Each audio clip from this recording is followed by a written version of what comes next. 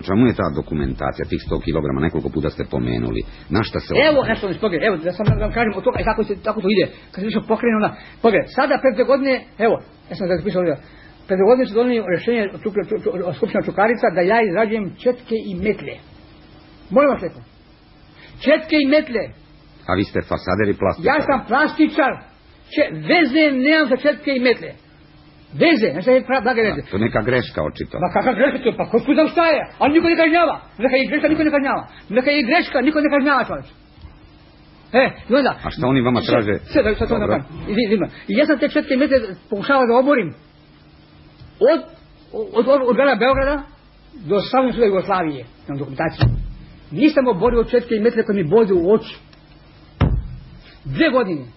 Sad sam obnovio u 2 godine, to je bilo 1 godina četke metle, pa 2 godina četke metle. Sad smo donijeli rješenje, pravo rješenje, to je javljanje plastoka. Sad na osnovu toga rješenja, ja sam obnovio postupak.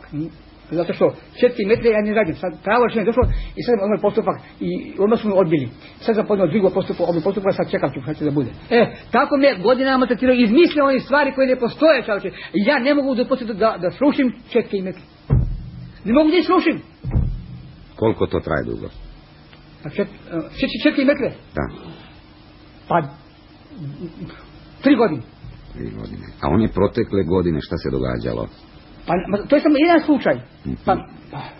Ja sam navio samo jedan slučaj. Zapamtio sam 6,5 milijardi, od toga je sve krenulo, jel te? Od toga krenulo sve. I tu ste došli u sukob sa mnogim ljudima, na sve strane se žalili i tako dalje. A šta se međuvremenu događalo? Da li je to, taj vaš govor? Taj govor moj i potresao. Godinama, dakle, bio razlog za nevolje. Godina bio razlog za moje kačenje. Do četaka i metli, jel? To je svita stvar. Ali uopće kažem samo da nema pravne države. Ne mogu da oborim četke i metle, čovječ. Ne mogu da oborim četke i metle. Da. Eto, to je najbolji primjer da u zemlji, ono najosnovnije, a šta ima pred toga vrhu Srbije, da kaže, uke se presuda, čovjek četke i metle ne izradi. Jednostavno iz tih razloga mogu da... je tako? Da. Znači to je kleveta, ovo je kleveta. Ja to ne radim. Sve što nije to je kleveta. Jeste otkrili kako je do tog došlo? Ko vam je te četke i metle namestio? Piše u rješenju. Piše u rješenju. Izrađuje četke i metle, kaže. Rješenje ljudi, ja nisam nema vremena da imam kuće, da kažem na stokne dokumentacijama, ne mogu nesam ja. Izrađuje četke i metle. Bože. Šta radim? Četke i metle.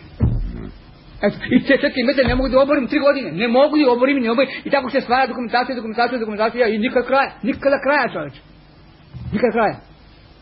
Znači da su oni svi povezani, nisam ja zapisao ovoj Narodnoj armiji da bude spremna, jer ovo su organizovane snage. Ovo su snage organizovane da ruše Jugoslaviju. I neka vodi Jugoslavijska narodna armija dobro računa. Ja sam i njima dao, preko nekoga dao materijal. Vidite šta radi ovi koji su organizovane snage da ruše Jugoslaviju.